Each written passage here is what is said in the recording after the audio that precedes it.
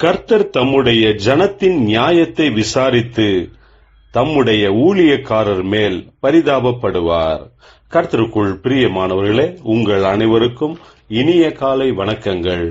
இன்றைய வேத வசன தியானத்திற்கென்று நாம் தெரிந்தெடுத்திருக்கும் வேத பாகமானது அப்போஸ்தலர் நடபடிகள் 9ஆம் அதிகாரம் 13ஆம் வசனம்.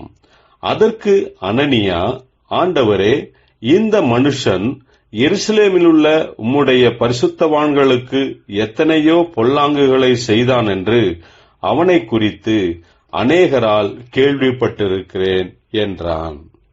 பிரியமானவர்களே, இன்றைய வேத தியானத்தின் தலைப்பு நம்முடைய எதிர்காலத்தை அறிந்திருக்கிற தேவன் என்பதே. ஆண்டவராகிய இயேசு கிறிஸ்துவின் தரிசனத்தினாலே சவுல் என்னப்பட்டவன் பவுலாக மாறினான்.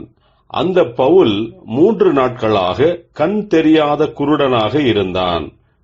அவனிடத்தில் கர்த்தர், அனனியா என்பவன் வந்து உன்னை சுகமாக்குவான் என்று சொன்னார்.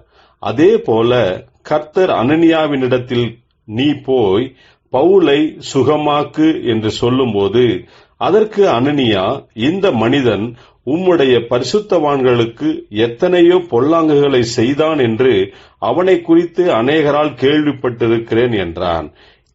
இப்படிப்பட்ட ஒரு மனிதனுக்காக கர்த்தர் ஏன் இரக்கப்படுகிறார் என்று யோசித்தான். ஏனென்றால் அனனியா அவனுடைய நிகழ்காலத்தில் பவுல் கொடுமையானவன் என்றுதான் கேள்விப்பட்டிருக்கிறான். ஆனால் பவுல் என்கிறவனோ அநேகம் திருச்சபைகளை ஸ்தாபிக்கிறவனாக கர்த்தர் அவனை குறித்து பார்க்கிறார். பிரியமானவர்களே, நம்முடைய வாழ்க்கையிலும் கடந்து போனவைகள், நடந்து கொண்டிருப்பவைகளையே நாம் பார்த்திருக்கிறோம். ஆனால் கர்த்தர் நம்முடைய எதிர்காலத்தையே அறிந்தவராயிருக்கிறார். நாம் கர்த்தருடைய கரங்களில் முழுமையாக ஒப்புக் கொடுப்போமாக. அனனியாவை போல் கர்த்தர் சொல்லுகிறதை மட்டுமே நாமும் செய்வோமாக. ஜெபிப்போம். ஜீவனுள்ள தேவனே, உம்முடைய கிருபையினால் நீர் எங்களை தெரிந்து கொண்டிருக்கிறீர். எங்களுடைய எதிர்காலம் உமக்கு மட்டுமே தெரியும்.